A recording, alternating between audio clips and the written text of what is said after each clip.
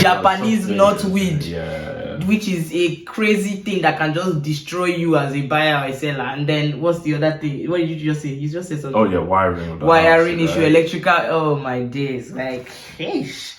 There's a lot. Disclaimer: we're not in any way giving you any. We're not like financial advisors that are there giving you any advice or anything. We're talking based on our own knowledge, our research, our experience. Do you move on your own terms? Pick what we say with a pinch of salt or with a massive, bag of Ghana must go of.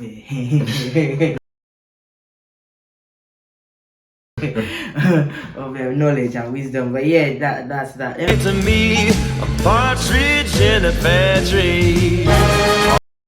Hi guys, and welcome back again to our YouTube channel. You are with your favorite guys again, and we are here to talk about buying your first home in UK. Basically red light, green light. So when we talk about red light, we are referring to things, the hindrances and things that basically will not allow you to buy your house. And then the green light are go, get your house, you're ready, the bank is going to accept you, most likely, mortgage in principle. Boom. So we have our financial expert here. Not like that. Who is going to give us and debunk some myths. But yeah, you can start. Yeah, so I guess like one of the first things always that the mortgage broker would ask is how much money do you make in a year? And I think that's like the big thing to calculate based on everything. So it's like, oh, if you make 25,000, they'll say, it's not likely that you could get one. Do you have extra income? What other incomes do you have? Do you have a company? Okay, how much does the company make? So there's a lot of variations to what your income is and how much you can afford. But like the average salary of the UK is almost like 35,000. So I guess if you're around that mark, Per person or per household? Per person, per individual. Okay. So like for a household, averagely it should be it's probably around 70,000, 70 or 80,000 in a year. But obviously, like if you are working on 25 right now, it's not to discourage you that you say you can't get a house. You may just your down payment might just need to be more. It's not just your down payment, it's actually the value of the house that you can go for might be lower. Yeah. So you'd have to say, oh well, it might be a 2-bedroom house and it might be 60,000 or something like that. But obviously that's not to discourage you. Yeah. You still get onto the housing market, right? So yeah. Quick question I wanted to ask. So in this economic crisis or in this cost of living crisis at the moment, what we're facing, what are the likelihoods of people like getting houses? What do the news say? Well, obviously the news, maybe about 2 months ago when they said like, oh, the mortgage interest rates are rising. Yeah, obviously they rose to a ridiculous amount of 6% or 10% or something weird like that. And then that just meant that there were limited products or offers available for people. But I guess now, obviously mortgage rates are going down. They're going almost back to normal. In terms of how everything's going right now, they're saying that house prices are actually going back down. So they're going down maybe 50,000, 80,000 or 30,000. So that's a good thing, right? So so definitely that's a good thing. So you can leverage on these situations where housing prices are going down. And obviously just keep checking with the types of mortgage offers. So always in terms of green light, as you said, is speak to a mortgage broker. Oh, before we actually move to green light, should we? Okay, let's just do a quick overview of the green light. Speak to a mortgage broker and obviously get advice on that. We're going to touch on that soon in a bit, but we just want to finish off with the red lights. So regards to the red lights, what other than obviously your salary and your income that needs to be fairly, decent, what else would not enable you to get a house in the UK? Well, I guess one thing or a few things is like credit cards, your loans, hire purchases. So anything that is credit related, you kind of want to clear that first before you start looking into mortgages. But that doesn't stop you. So you can start looking at mortgages as you're clearing off your debts and everything. So whatever outstanding balances that you have in credit cards, make sure you just kind of clear those out as soon as possible. Or If you have a car loan or even, for instance, like maybe a credit card, if you have a high balance, right? Or let's say it's around 600 or something like that. They say, and there's like interest rates on top of that. What's probably best doing is maybe find a zero balance credit card, where I say, oh, you don't have to pay any interest for like 12 months, 24 months. Leverage that, take advantage of it, and just like pay everything off.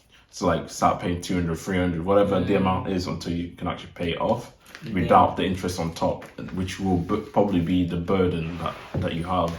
And then best of all, never pay the minimum. Go slightly above it as well. So that normally helps in any cases. And definitely hire cars. So try and pay off the car loans as quickly as possible. Any student loans, do they take that into account? Well, they take into account, but it's not the end. It's not the end of the world, because that is deductible from your from your salary. So alongside every other thing that's in your daily monthly salary. So as well. So basically, just red lights are just you just need to have a job. Let's start with that, and then from when you now have a job, you need savings. Savings would mean obviously you've already saved enough for the down payment. You can either pay 5% or 10%. Some people ask about what's this thing called, that Help to Buy. So we can probably do a different video on that at some point, or leave in the comment section whatever it is that you. I don't know if we mentioned obviously a red light being childcare, because if you did, it's not necessarily a red light, but if your income is not too buoyant, and then you'd have childcare on top of that, it might limit it, because they'll ask you how much do you pay for nursery, or how much and then it reduces the amount that you can lend. But anyway, so that's that. Pay for feel like we have not touched in this video. So moving on to the green. Actually, before we move on to the green light, I remember we had, like, before we actually bought like our first house, when we first got married. So married couples, you might be thinking, like, when we first got married, I didn't have a job at the time, so it was only one salary they were looking at for affordability for both of us. We did not have any dependents then, so obviously they were looking at one salary, and it was a bit tough, because you're trying to buy a, 3-bedroom house or 2-bed house, and the mortgage broker is looking at your affordability, like, how are you going to? And I think what also didn't help in our case was that my husband already had a house. He was not a first-time buyer. We wanted to be a first-time. We wanted to be first-time buyers as a couple, married couple. But he had, like, in a single days, he already entered the property market. That's why I say he's your property guru. And so that as well, I think the bank was trying to understand how is he going to pay off that mortgage and then still come and pay for our house as a family. So that's also important. But again, we can go into all of that, buy to let, all of those. If you want those in a separate video, leave in the comment section if you like this kind of content. Boom, let's move into green lights. So what are the things that would enable you say it's time to get the house, we are ready, let's call the bank? Boom. Right, so the green lights, what would you say? I think finding a mortgage broker that you trust, right? So you can never go wrong with somebody that you trust. So in terms of, right, they're not going to tell you any jargons, they're not going to tell you riffraff or whatever you want to call it. They're just going to be honest and say, right, this is what we have available, this is what you can do. And then kind of gauge what everybody's offering and how much they're charging you as a fee as well. Obviously, the bad thing, you have to pay for some of the services, right? But just one work way or out. the other. Even if you don't pay it directly, you pay it indirectly. So I guess another thing in terms of as a green light. So depending if you're going for a new build or whatever, like old build, or just a general build or freehold. If it's for a new build and they say, oh yeah, you can get onto this mortgage, blah blah blah. But obviously the house is not ready, so that means you have a little bit more time to save for your money, right? So that makes it easier. And I guess that's the same thing for people who are on a chain, right? So a chain means that although that you bought the house, you're still waiting for somebody else to leave the other house. So again, it gives you a little bit of time. So they'll approve you, but at the same time they'll say, well, pending when the person leaves. pending when the person leaves. So your mortgage doesn't really start until they actually leave and you've moved in and got the keys and all this other stuff. So so that's generally a good side of things. So it's like you don't want to look necessarily. You don't really want that. You just want to move into the house, right? So, but yeah, I guess once you have everything, the whole process could maybe take you 3 months. 3 to 6 months. 3 to 6 months. Yeah. In What was a your really first dire experience like as a singleton? it was more my experience was more the case. It was maybe 4 months to get all the paperwork, do all this transfer money and speaking to solicitors. And also don't worry about solicitors. Majority of the mortgage brokers that you speak to, they have their own solicitors that you can speak to. If you do want to get your own, that's also fine. Just do your research. Check the cost, everything like that, and how they're able to help. Are they online? Do you have to go in person? So I think prior to COVID, like 2014, was it 2014? 2016? 2016. Like I went in person, did everything in person, signed everything in person, and that was pretty much it. Nowadays, you just do everything online. Or just send everything. Exchanging contracts. Or take a picture of the contract on your phone and then just and then send it off. So it's not too bad in that sense.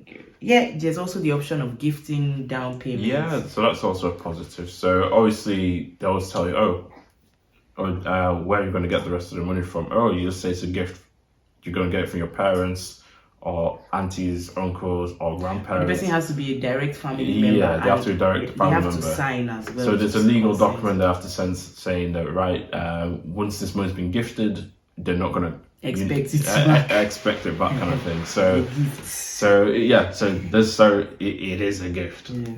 So it's not turning around saying, you owe me. You remember that time when I paid for your house?